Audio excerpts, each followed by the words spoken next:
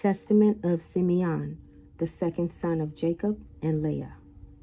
Simeon, the second son of Jacob and Leah, the strong man.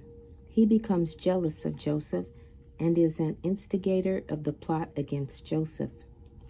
The copy of the words of Simeon, the things which he spake to his sons before he died, in the 120th year of his life, at which time Joseph his brother died.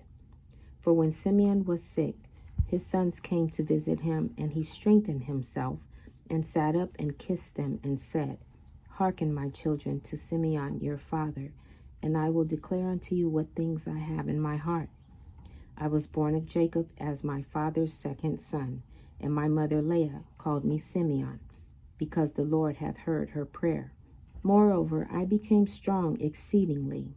I shrank from no achievement, nor was I afraid of aught. For my heart was hard, and my liver was immovable, and my bowels without compassion, because valor also has been given from the Most High to men in soul and body.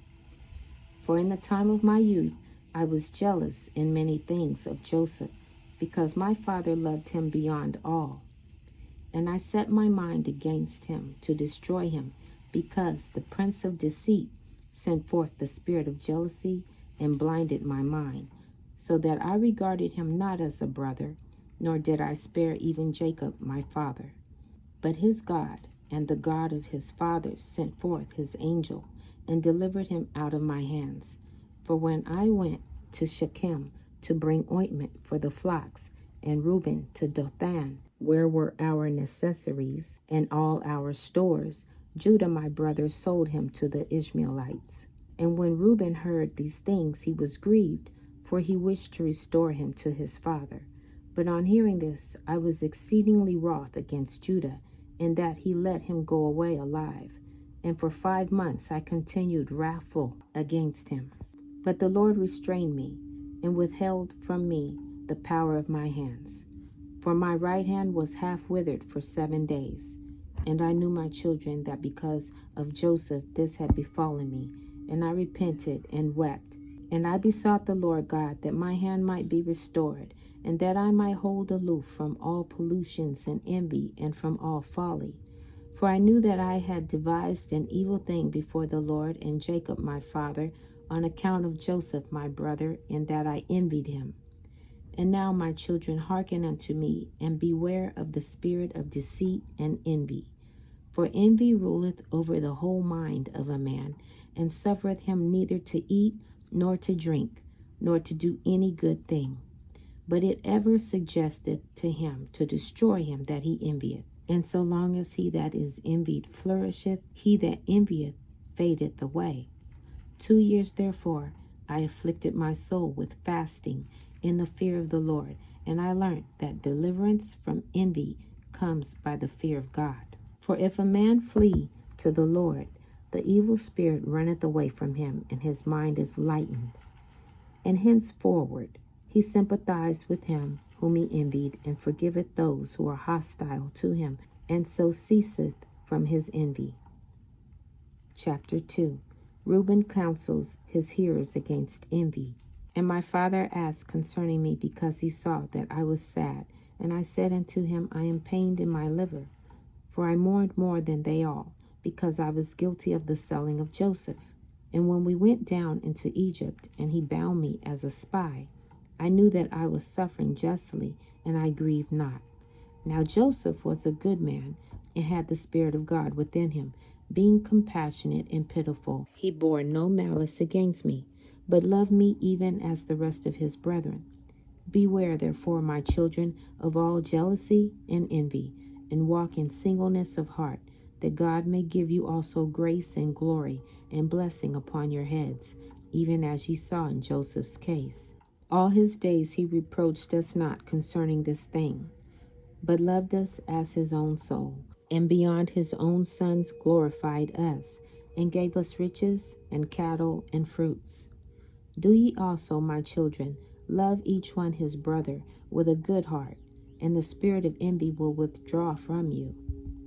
For this maketh savage the soul, and destroys the body. It causes anger and war in the mind, and stirs up unto deeds of blood, and leads the mind into frenzy, and causes tumult to the soul and trembling to the body. For even in sleep malicious jealousy gnaws, and with wicked spirits disturbs the soul, and causes the body to be troubled, and wakes the mind from sleep and confusion. And as a wicked and poisonous spirit, so appears it to men. Therefore was Joseph comely in appearance, and goodly to look upon, because no wickedness dwelt in him. For some of the trouble of the spirit the face manifested. And now, my children, make your hearts good before the Lord, and your ways straight before men, and you shall find grace before the Lord and men. Beware therefore of fornication, for fornication is mother of all evils, separating from God and bringing near to Beliar. For I have seen it inscribed in the writing of Enoch, that your sons shall be corrupted in fornication, and shall do harm to the sons of Levi with the sword. But they shall not be able to withstand Levi, for he shall wage the war of the Lord, and shall conquer all your host. And they shall be few in number, divided in Levi and Judah, and there shall be none of you for sovereignty, even as also our father prophesied in his blessings. Chapter 3. A prophecy of the coming of the Mashiach. Behold, I have told you all things, that I may be acquitted of your sin. Now if ye remove from you your envy, and all stiffneckedness, as a rose shall my bones flourish in IsRaEl, and as a lily my flesh in Jacob, and my odor shall be as the odor of Lebanon, and as cedars shall holy ones be multiplied from me forever, and their branches shall stretch afar off. Then shall perish the seed of Canaan, and a remnant shall not be unto Amalek, and all the Cappadocians shall perish, and all the Hittites shall be utterly destroyed. Then shall fail the land of Ham, and all the people shall perish. Then shall all the earth rest from trouble, and all the world under heaven from war. Then the mighty one of IsRaEl shall glorify Shem. For the Lord God shall appear on earth, and himself save men. Then shall all the spirits of deceit be given to be trodden under foot, and men shall rule over wicked spirits. Then shall I arise in joy, and will bless the Most High, because of his marvelous works, because God hath taken a body, and eaten with men, and saved men. And now, my children, obey Levi and Judah, and be not lifted up against these two tribes, for from them shall arise unto you the salvation of God.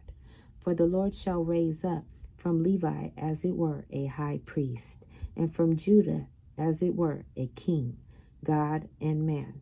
He shall save all the Gentiles and the race of IsRaEl.